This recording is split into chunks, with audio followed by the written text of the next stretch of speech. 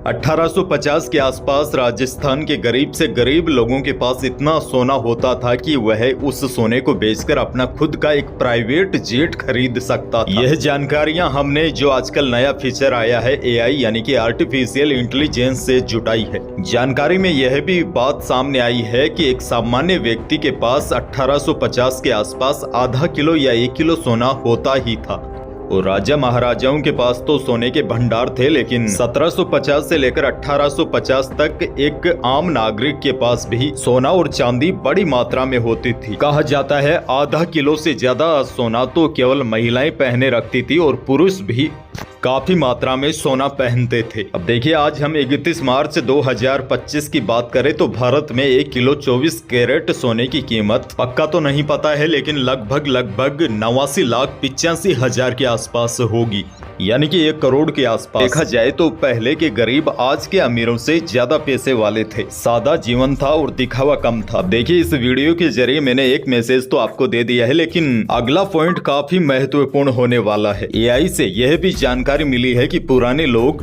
वैज्ञानिक तौर तरीकों को अब से ज्यादा जानते थे, यहाँ तक कि खाने पीने और पहनने तक में वैज्ञानिक तौर तरीके अपनाते थे। अच्छा, आजकल आपने देखा होगा, चाहे गांव की बात की जाए या शहरों की, कई बार पुरुष अपनी बॉडी टाइप के हिसाब से कपड़े नहीं चुनते और ट्रेंड को फॉलो करने के चक्कर में कुछ ऐसा पहन लेते हैं जो उन पर अच्छा नहीं लगता। आपने देखा भी होगा, आजकल 45 या 50 के लोग टी शर्ट या जींस पहन लेते हैं। हालांकि इसके बाद वह अपने आप को तो सलमान खान समझने लगते हैं, लेकिन सच्चाई यह है वह कपड़े उनकी बॉडी पर फिट नहीं बैठते। वह कपड़ों में गलत चुनाव कर लेते हैं, जिसकी वजह से उनका पूरा लुक ही खराब हो सकता है। वैसे पहनने को आप कुछ भी पहन सकते हैं, मनाही नहीं है, लेकिन सच्चाई यही है, अगर आप 40 या 45 से ऊपर चले गए हैं तो आपको पुरानी वेशभूषा अपना लेनी चाहिए। भले ही आप जींस या टी शर्ट पहनकर जवान दिखना चाहते हैं, लेकिन ऐसा अक्सर होता नहीं है। अच्छा, एक शोध हुआ था 2013 में, उस शोध में यह जानकारी मिली है जो पुरानी वेशभूषा में रहते हैं उनको ज्यादा तवज्जो मिलती है, उन पर लोग ज्यादा भरोसा करते हैं, बल्कि जो आजकल के ट्रेंड को फॉलो करते हैं उनसे लोग दूरी बनाकर रखते हैं। इसके पीछे कई कारण हो सकते हैं। शोध में यह भी जानकारी मिली है, बसों में यात्रा करते समय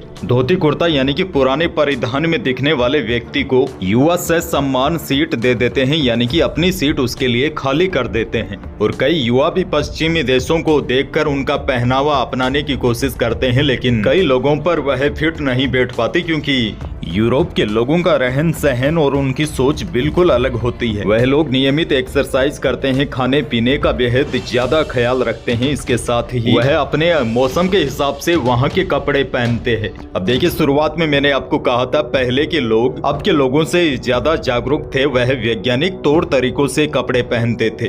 धोती कुर्ता, लुंगी पायजामा और अंगरखा आदि भारतीय मौसम को ध्यान में रखकर बनाए गए थे। वैज्ञानिकों का कहना है कि पहले भारतीय लोगों का यही परिधान था और वैज्ञानिकों ने कहा है कि सूती और खादी जैसे कपड़े गर्मी में शरीर को ठंडा रखते हैं और हवा का संचार भी अच्छा होता है। यह कपड़े ढीले और लचीले होते थे, जिससे शरीर पर अधिक दबाव नहीं पड़ता था। वहीं वैज्ञानिकों ने कहा है कि धोती कुर्ता या पायजामा कुर्ता पहनने से ब्लड सर्कुलेशन बेहतर बना रहता है।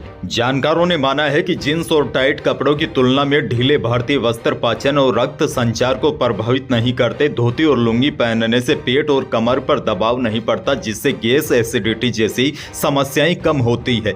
तो दूसरा मैसेज आपके लिए यह है, पहले के लोग आज के इंसानों से ज्यादा समझदार थे और वैज्ञानिक तरीके से अपना जीवन आसानी से जी लेते थे।